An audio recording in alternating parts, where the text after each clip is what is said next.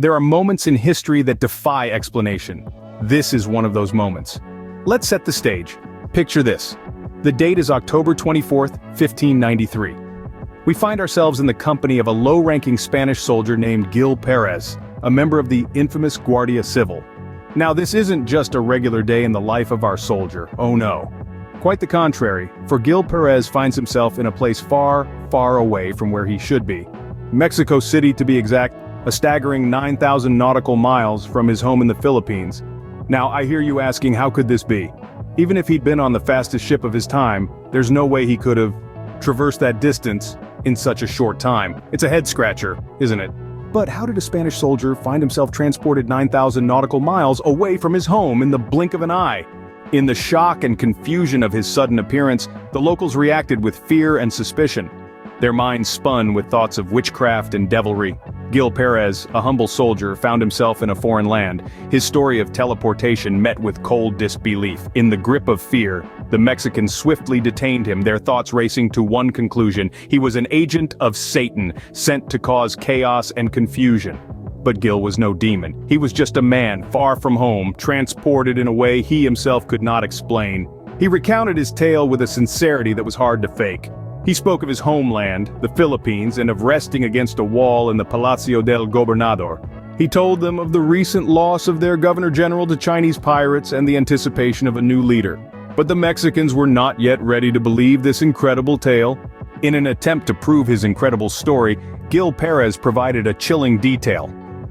As if his tale of teleportation wasn't astounding enough, the soldier from Spain spun a tale of political unrest and piracy. He spoke of the Governor-General's demise at the hands of Chinese pirates, a news that had yet to reach the shores of Mexico. The Philippines, Pérez claimed, was in a state of anticipation, awaiting the arrival of a new leader to fill the void left by the slain Governor-General. His story was not only detailed but also disturbingly current. It was as if he was a living, breathing newspaper that had managed to cross the Pacific in an instant. His words painted a vivid picture of the political landscape in the Philippines, a picture that was yet to be drawn in the minds of the Mexicans. He had given them fresh news that was yet to arrive by conventional means. Could this be the proof needed to believe his impossible journey? Then, 2 months later, a shocking update arrived from the Philippines. The air was filled with tension as a ship, its sails worn and weary from the journey, docked in Mexico City. Aboard this vessel were men who held the key to the bizarre puzzle of Gil Pérez's sudden appearance.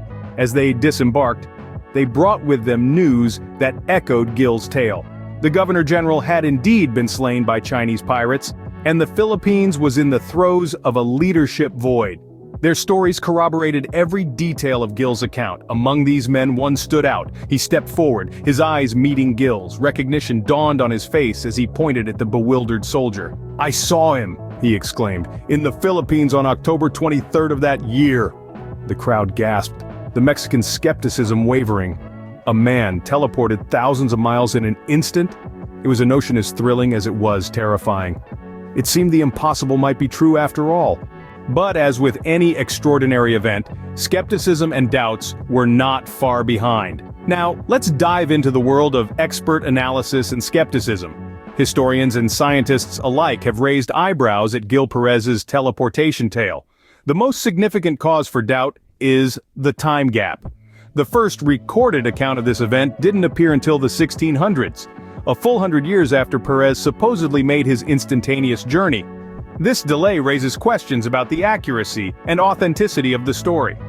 Furthermore, there are no other sources or documents that verify this bewildering event. No corroborating accounts, no physical evidence, nothing that would lend credibility to such an extraordinary claim.